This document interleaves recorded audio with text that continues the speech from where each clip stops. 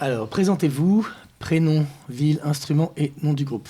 Donc, je m'appelle Simon, je viens de Paris, mon instrument c'est la guitare et le chant, et mon groupe c'est Arrogant Criminals. Je m'appelle Chris, je suis de Villeneuve-Saint-Georges. Mon instrument c'est la guitare et le chant, et le nom du groupe c'est Sofa Moon. Date de création du groupe. Il n'y a pas de date officielle. Les choses se sont faites petit à petit, mais le groupe est récent. D'ailleurs, ça sera notre premier concert au Café-Concert de Villeneuve-Saint-Georges. Et mon groupe date de 2010. On a créé le groupe en 2010. Alors, le genre musical de Arrogant Criminals, c'est rock. Rock un peu plutôt anglais que US, mais c'est du rock qui est très dansant. Le genre musical de Sofa Moon, c'est toutes les influences du début des années 1970. En fait, ce qui s'est passé, c'est qu'il y a eu une révolution sexuelle et culturelle en 1968 qui a généré une renaissance artistique et créative. Ça veut dire que tous les groupes et tous les albums qui ont été enregistrés en 1969, 70, 71 et 72, jusqu'à 73 peut-être, sont pour nous les albums les plus remarquables de l'histoire du rock and roll, que ce soit les Beatles, the Stones, the Doors, the Pink Floyd, Led Zeppelin, Deep Purple, Fleetwood Mac, Elton John, etc., etc. Donc voilà, nos influences, c'est le classic rock du début des années 70. Combien de musiciens composent votre formation et qui fait quoi ? Nous sommes 6. Nous avons une choriste qui s'appelle Anna, un guitariste qui joue du slide guitar et du lap steel guitar qui s'appelle Chris, comme moi. On a Anthony à la basse, Vanessa à la batterie et Mathieu au piano et moi au chant. Nous sommes 4 dans Arrogant Criminals. Donc, Clément fait de la batterie, Mitch fait la basse, Nicolas fait la guitare et je fais la guitare et tout le monde chante. Voilà. Quelle est l'histoire de la formation de votre groupe ? C'est une histoire assez classique finalement parce que l'idée était c'est des musiciens qui se rencontrent, qui ont un peu des goûts en commun en musique et puis qui du coup font d'abord des maquettes et puis après rencontrer un producteur qui leur permet de faire des 2 EP déjà et un album il y a 2 ans déjà. Donc voilà l'histoire un peu de la formation du groupe. Nous, on a un début de formation un peu moins classique. On a la chance d'habiter dans un grand loft à Villeneuve-Saint-Georges, qui est insonorisé, donc on peut jouer de la musique. Et c'est un loft que je partage avec Vanessa, qui est la batteuse du groupe. Et il y a un petit moment, elle s'était trouvée un boyfriend, un amoureux qui jouait de la basse. Voilà, donc on a commencé à jammer tous les 3 comme ça pour s'amuser. Et ça sonnait plutôt bien. Et je me suis dit, bon, si on trouvait un guitariste qui joue du slide, ça vaudrait peut-être la peine de monter un groupe. Et on a trouvé Christian. Voilà. Mais à l'origine, c'était juste une rencontre amoureuse entre Vanessa et notre premier bassiste qui a fait démarrer les choses. Alors ça doit être pour moi celle-là. Pourquoi être criminel et arrogant ? En fait, quand le groupe s'est formé, on a eu la chance de pouvoir partir en voyage. À l'époque, on était en trio. Et de faire un voyage au Japon. et de jouer là-bas. On a fait une vingtaine de dates là-bas dans des tout petits clubs, évidemment en étant totalement inconnus, et surtout sans absolument avoir de visa et pour travailler. Donc c'était assez rigolo de le faire comme ça, un peu de manière illégale.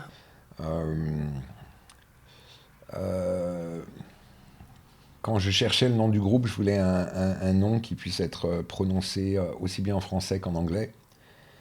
Et un nom qui soit assez simple, mais surtout un nom qui soit unique. Et il y a une telle démocratisation de la musique maintenant avec les technologies qui sont accessibles à tout le monde. Il y a des dizaines de milliers, si ce n'est des centaines de milliers de groupes. Et en l'occurrence, c'est très difficile de trouver un nom qui ne soit pas déjà utilisé. Comme on est de Villeneuve-Saint-Georges, je voulais qu'on s'appelle Pompadour. Voilà. Je pensais que ce serait un nom assez cool pour un groupe de rock. Malheureusement, j'ai fait des recherches sur Internet, des groupes qui s'appellent Pompadour. Il y en a déjà une dizaine dans le monde. Voilà, donc on avait une liste de noms absolument uniques que personne n'a utilisé. Et on en avait 5 ou 6. On a fait un petit sondage auprès de nos amis. Il s'avère que Sofa Moon a gagné la petite enquête, le petit sondage marketing. Voilà. Donc on s'appelle Sofa Moon. Y a-t-il un album studio? Oui, il y a un album qui est sorti le 14 février 2020, c'est-à-dire 1 mois et 2 jours avant le confinement, ce qui nous a bien plombé le fait de pouvoir le jouer sur scène. Donc on est quand même hyper content là de pouvoir un peu rejouer, et notamment le 28 à Villeneuve. Et l'album, pardon, s'appelle Fine and Dandy. Voilà. Alors pour nous, non, il n'y a absolument pas d'album studio parce que le groupe est tout neuf. Et donc il y aura très probablement un album d'ici peu, mais pour le moment, la réponse est non. Avez-vous déjà fait des concerts? Où? Tu veux commencer? J'y vais, ok. Non, ça c'est notre premier concert. À part Vanessa, qui est la batteuse, qui est architecte de métier, tous les musiciens dans le groupe sont professionnels, donc on a tous l'expérience d'avoir fait des concerts au sein des différents groupes et formations dont nous avons pu faire partie. Mais en tant que Sofa Moon, non, ça sera notre premier concert. Pour le coup, nous, Argon Criminals, donc ça fait quand même 12 ans qu'on est là. On est parti donc au Japon en 2010, je crois, il me semble, ouais. Et puis on a eu la chance aussi de jouer à New York, à Londres, et beaucoup de concerts à Paris. Voilà, donc pas mal de concerts quand même. Voilà. Le dernier était au Bus Palladium, il me semble, un petit peu avant la sortie de l'album. Votre groupe a-t-il déjà collaboré avec d'autres artistes? Alors moi, c'est quelque chose que j'aime beaucoup, surtout quand on a l'occasion de sortir un disque. Je me dis que c'est toujours une chouette occasion de pouvoir avoir comme ça, comme une photographie des gens qui sont un peu autour du groupe, qu'on aime bien et qu'on aime bien écouter. Donc sur l'album, il y a beaucoup d'invités. Il y en avait déjà sur les EP. Et voilà, beaucoup d'invités extérieurs. Alors, quand on me pose cette question, souvent, je me reprends là parce que quand on pose cette question, on a l'impression qu'on va sortir un nom de quelqu'un de connu. En fait, non, on a collaboré avec beaucoup d'artistes qui ne sont pas forcément extrêmement connus, mais qu'on aime beaucoup personnellement. Voilà. Je pense par exemple aux guitaristes que j'aime beaucoup qui ont joué sur l'album. Il y a Brice Delage et Michel Benjeloum qui sont vraiment parmi les guitaristes que je préfère. Et j'étais hyper content qu'ils acceptent de faire, pour Michel par exemple, de venir faire le slide. Et pour Brice de venir faire un solo.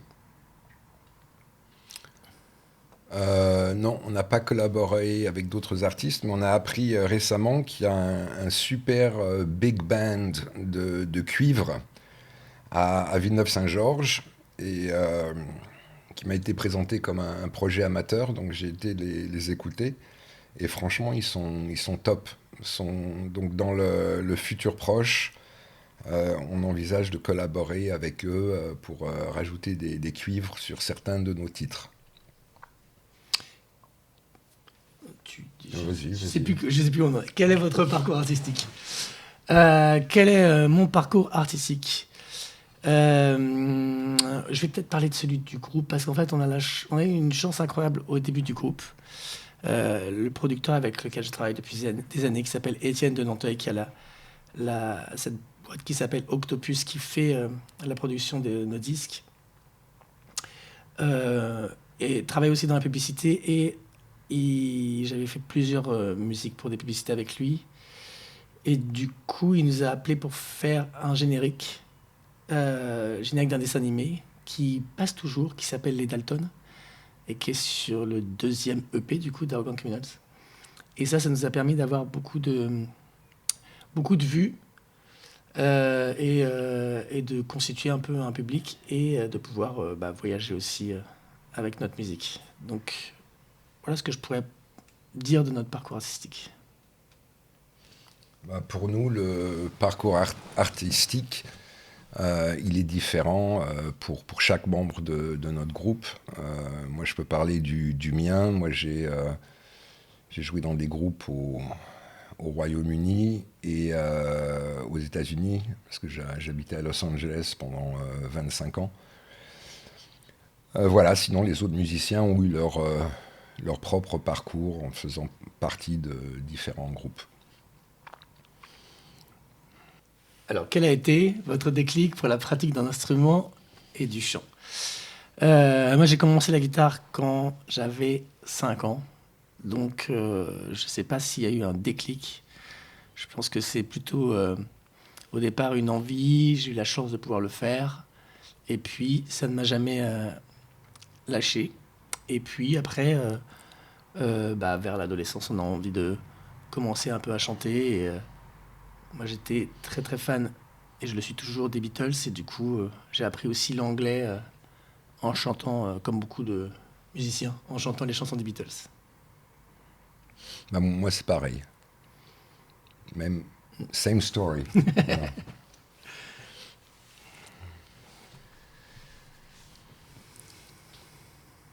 Alors, vos influences. Elles sont, il y en a beaucoup. Sur les 2 premiers EP, on avait beaucoup cette musique anglaise des 2010, c'est-à-dire les Arctic Monkeys, les Franz Ferdinand, qu'on écoutait beaucoup à l'époque. Et puis quand on a fait l'album, là, on a justement eu envie de retrouver les albums de classic rock qu'on aimait bien.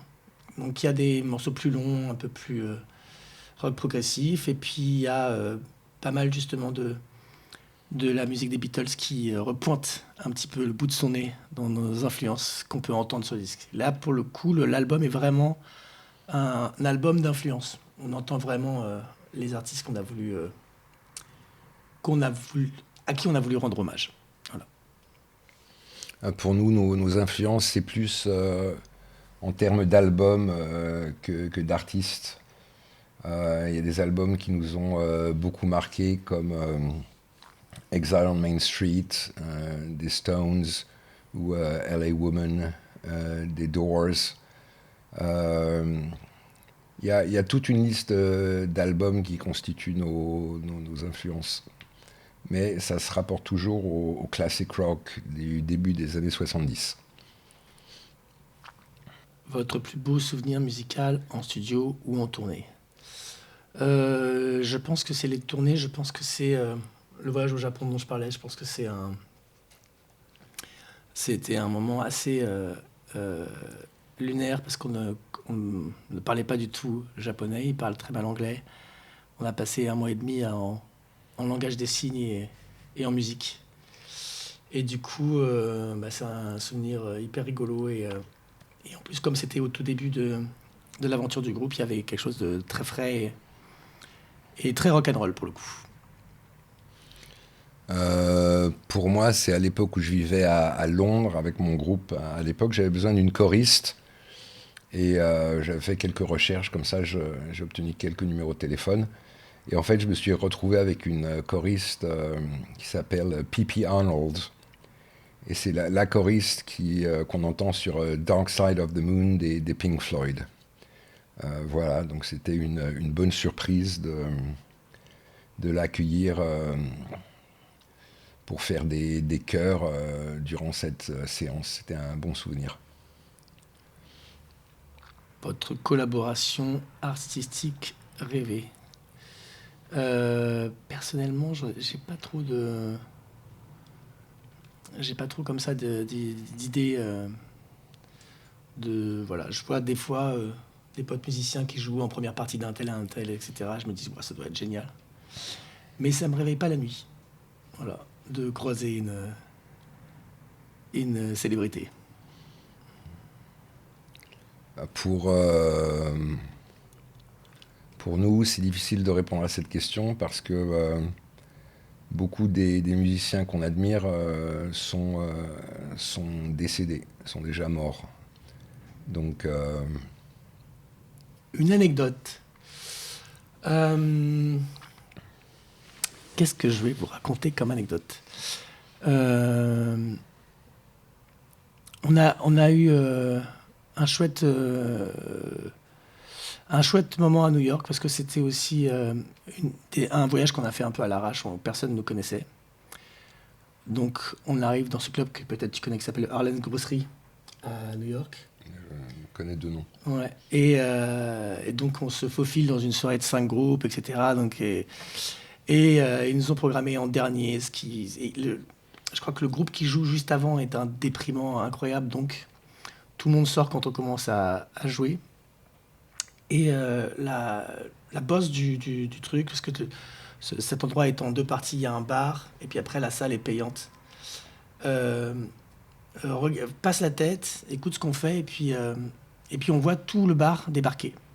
Et en fait, elle nous a expliqué à la fin qu'elle avait bien aimé le truc, elle voyait qu'on était français, qu'on n'avait pas une thune, qu'on allait galérer. Et du coup, elle a viré les entrées payantes et elle a surtout pris tous les gens qui étaient au bar. Elle leur a dit, je vous sers des verres de l'autre côté, venez voir le groupe.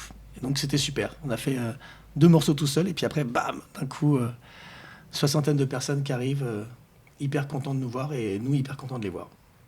Petite anecdote, voilà. La mienne est encore plus petite. Et j'ai fait un bref séjour en prison quand j'étais aux États-Unis. Et donc on partage une cellule avec un autre prisonnier. Et j'ai appris comme ça, en bavardant avec lui, que c'était le compagnon de cellule attitré de Billy Preston. Voilà. Et c'était rigolo de me retrouver avec le copain carcéral de Billy Preston. Billy Preston, pour ceux qui ne savent pas, qui était le pianiste qui a joué avec les Stones, les Beatles, et qui a eu une carrière aussi pour lui-même, mais qui malheureusement n'est plus de ce monde. Un conseil à transmettre aux jeunes. Donc je vois que tu penses qu'on est hyper vieux. Ça craint. Non, je vais pas faire la blague de Love Actually. Vous regarderez le film et quand on lui pose la question à cette vieille rockstar, il a une réponse très marrante. Mais je sais pas, faites de la musique. C'est bien la musique. En plus, ça vous évite de devenir riche. Ça évite plein de problèmes. Un conseil à transmettre aux jeunes.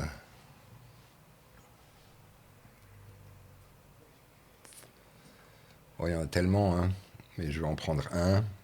Et c'est d'ailleurs ce que Mike Tyson, le boxeur américain Mike Tyson, faisait quand il était en prison. Il apprenait la définition des mots, il essayait d'enrichir son vocabulaire à l'aide d'un dictionnaire.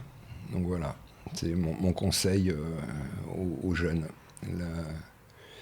D'avoir un vocabulaire riche et varié, ça permet d'exprimer ses idées avec plus de précision que si on est limité à quelques mots. 3 titres à écouter impérativement. Ok. Qu'est-ce que je vais bien pouvoir vous dire? Chantal Goya, Impératif. Karen Cheryl. Impératif. Oui, mais quel titre? Parce qu'il en fait beaucoup. Non, je dirais que si vous voulez vous amuser, en ce moment, il y a le dernier album d'Arctic Monkeys que moi j'adore, qui est très, très étrange, mais que j'adore. Donc je dirais ce titre qui s'appelle Body Paint. Je prendrais un classique rock et je dirais d'écouter Real Love de John Lennon, toujours. C'est toujours impératif de l'écouter. Et puis pour finir, j'ai hâte de découvrir et d'écouter un titre de Sofa Moon. Je pense que c'est impératif. Ah, bah c'est gentil. Quelle courtoisie. T'as vu ça? Je vais être obligé de réciproquer. Ça se dit réciproquer? On va le dire en tout cas. Bon, d'accord. On va le mettre dans le dictionnaire pour les...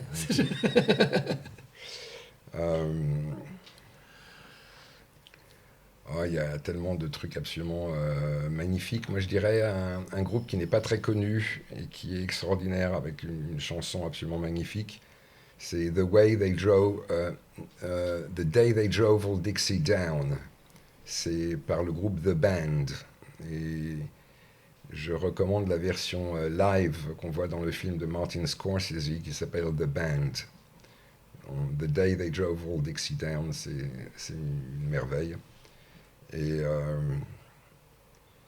je dirais aussi Let It Loose des Rolling Stones sur Exile on Main Street et LA Woman des Doors sur l'album LA Woman. L'actualité du groupe. Alors, on va jouer donc du coup avec ce fameux le 28 janvier à Villeneuve. Et on est en train de préparer un second album qui n'a pas encore de date de sortie, parce qu'on est au tout début des enregistrements, mais qui nous plaît beaucoup et qu'on aura vite envie de défendre sur scène. Pour nous, on joue le 28 janvier à 20h30 en première partie de Arrogant Criminals, probablement au Café-Théâtre de Villeneuve-Saint-Georges. Et ensuite, on va enregistrer 2 ou 3 titres et on va faire un accompagnement vidéo, genre vidéoclip. Peut-on envisager une collaboration des deux groupes avec le titre suivant, Lune criminelle sur un canapé arrogant? Eh bien, en tout cas, c'est prometteur comme titre. Ça donne envie d'écouter ce titre. Voilà. Je sais pas ce que tu en penses. Mais... Ouais, je suis tout à fait d'accord. Hein. Tout à fait d'accord avec toi. Est-ce que ça implique de la nudité? Ça, c'est encore des choses qu'il faut qu'on mette au point, par contre.